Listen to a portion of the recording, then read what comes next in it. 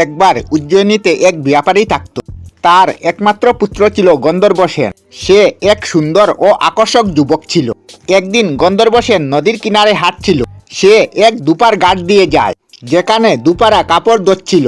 যখন গন্ধর্ব সেন ওই দিকে দেখে, তখন তার নজর এক সুন্দর যুবতীর উপর পড়ে। সেও কাপড় ধুচ্ছিল। সে তাকে মোহিত হয়ে দেখছিল। ওই যুবতী অনেক সুন্দর ছিল।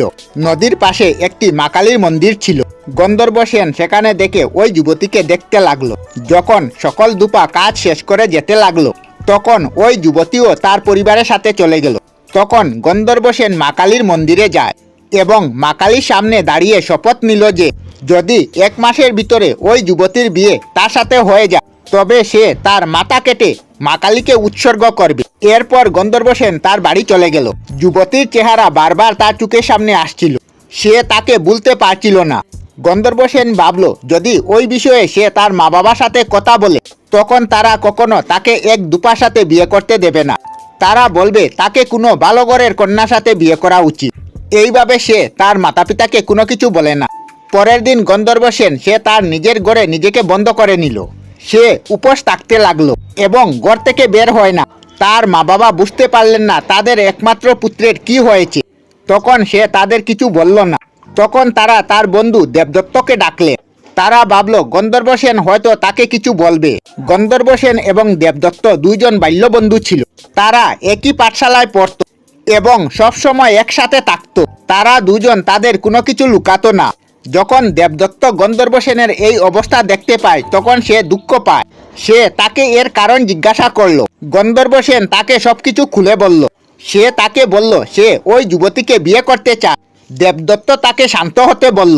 তারপর সে সেখান থেকে চলে যায়।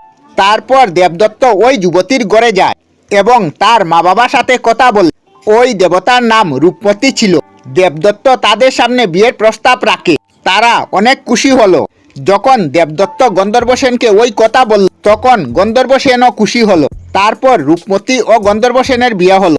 গন্ধর্ব সেনের মনে হলো সে যেন পৃথিবীর সবথেকে সুখী মানুষ। এইভাবে সময় কাটতে লাগলো। তাদের বিয়ের 1 মাসের চেয়ে বেশি সময় হয়ে গেল। সবকিছুই ঠিক চলছিল। হঠাৎ গন্ধর্ব সেনের মা কালীকে দেওয়া শপথ মনে পড়ল। তার যদি 1 মাসের ভিতরে ওই যুবতীর সাথে বিয়ে হয়, তবে সে তার মাথা কেটে মা কালীকে দেবে। যখন গন্ধর্ব সেনের কথা রাখার সময় এলো, এই জন্য সে ওই মন্দিরে রূপমতী ও দেবদত্তকে সঙ্গে নিয়েছিল। গন্ধর্ব সেন তাদেরকে ওই বিষয়ে বলল না। মন্দিরে ঢুকে সে তাদেরকে বাইরে থাকতে বলল।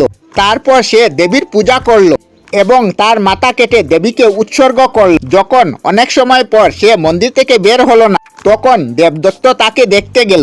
তখন সে তার বন্ধু গন্ধর্ব সেনের কাটা মাথা সেখানে এটা দেখে সে আশ্চর্য হলো। সে বুঝতে পারল না যে গন্ধর্ব সেন এমন কেন করেছে। তখন তার মাথায় একটি চিন্তা আসে এবং সে ভয় পায় তার প্রিয় বন্ধু মারা গেছে এবং তার হত্যার দোষ তার উপর আসতে পারে। দেবদত্ত বলল, হে ভগবান, এ কি হলো? আমার বন্ধুর প্রাণ কে নিল? আমার বন্ধুর স্ত্রী বাইরে অপেক্ষা করছে। আমি তাকে কি বলবো? সে হয়তো আমাকে তার স্বামীর খুনি ভাবতে পারে। দেবদত্ত ভাবল মানুষ তার উপর দোষ দিবে। এইভাবে সেও তার মাথা কেটে ফেলে।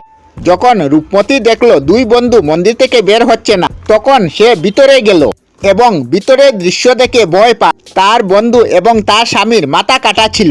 তখন সে সিদ্ধান্ত নিল সেও তার প্রাণ নিবে। তখন রূপমতী প্রার্থনা করল পরের জন্মেও যেন তাকে এই স্বামী প্রাপ্ত হয় এবং সে দেবীর স্তুতি করতে লাগলো। দেবী প্রসন্ন হলেন এবং প্রকট হলেন। দেবী তাকে তার স্বামীর শরীরের সাথে স্বামীর মাথা এবং বন্ধুর শরীরের সাথে বন্ধুর মাথা আনতে বললেন এবং নিজ নিজ শরীরের সাথে মাথা লাগিয়ে রাখতে বললেন, যাতে তাদের জীবিত করা যায়। তখন রূপমতী তাড়াহুড়ো করে তার স্বামীর শরীরের সাথে বন্ধুর মাথা এবং বন্ধুর শরীরের সাথে স্বামীর মাথা রাখে। আর দেবী এইভাবে তাদেরকে জোড়া করে দেয় এবং তাদের প্রাণ প্রতিষ্ঠা করে তাদেরকে দেবী জীবিত করলেন। যখন রূপমতী তার ভুল বুঝতে পারল, তখন অনেক দেরি হয়ে যায়। সে সাহায্যের জন্য দেবীকে দেখে, কিন্তু তিনি কিছু করতে পারতেন না, কারণ 2 শরীরের মধ্যে প্রাণ প্রতিষ্ঠা হয়ে গেছে। এখন মাথা বদলানো সম্ভব ছিল না। দেবী রূপমতীর দিকে তাকিয়ে বললেন, আমাদের সকল কাজ ধীরে ধীরে করা উচিত।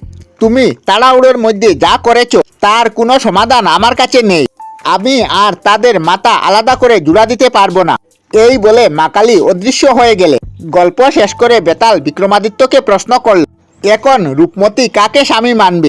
যদি সে দেবদত্তের শরীর এবং তার স্বামীর মাথাযুক্ত মানুষকে তার স্বামী মানা উচিত হবে কি? বিক্রমাদিত্য বললেন, রূপমতি তাকেই স্বামী মানতে হবে যার শরীরে গন্ধর্ব সেনের মাথা লাগানো আছে। বেতাল বলল, এটি ভুলে যেও না, এটি দেবদত্তের শরীর। রাজা বিক্রমাদিত্য বললেন, এতে কোনো আপত্তি নেই। মানুষের শরীরে তার মাথা সব থেকে গুরুত্বপূর্ণ, যেটা দেখে মানুষের পরিচয় হয়। যদি রূপমতি দেবদত্তের মাথা এবং তার পতির শরীরকে তার স্বামী মানে, তবে এটি অনেক দৃষ্টিকোণে ভুল হতো। এইভাবে তার স্বামীর পরিচয় হতো না। এই জন্য রূপমতি তার স্বামীর মাথা এবং দেবদত্তের শরীরকে নিজের স্বামী হিসাবে মানবে। বেতাল হেসে বিক্রমাদিত্যকে বলল, রাজা বিক্রম, তুমি একদম সঠিক নির্ণয় করেছ, কিন্তু তুমি বললে তাই আমি চললাম। রাজা বিক্রমাদিত্য তার পিছনে পিছনে গিয়ে তাকে ধরে কাঁধে করে আবার আনতে লাগলেন। রাস্তায় বেতাল 21 নম্বর গল্প আরম্ভ করলো। 21 নম্বর গল্প পরের পর্বে। আমাদের চ্যানেলে সব ধরনের ভিডিও আপলোড করি, যেমন ব্লগ, নিউজ, কুকিং ভিডিও, ধার্মিক আলোচনা ইত্যাদি। যদি আপনারা এই ধরনের ভিডিও দেখতে পছন্দ করেন তাহলে এই চ্যানেলটি নিশ্চয়ই সাবস্ক্রাইব করবেন। আমি আপনাদের সাথে বিদায়ক না, আজকের মতো বিদায় নিলাম। আর ভিডিওটি ভালো লাগলে লাইক, শেয়ার ও কমেন্ট করবেন। ভিডিওটি সম্পূর্ণ দেখার জন্য অশেষ ধন্যবাদ।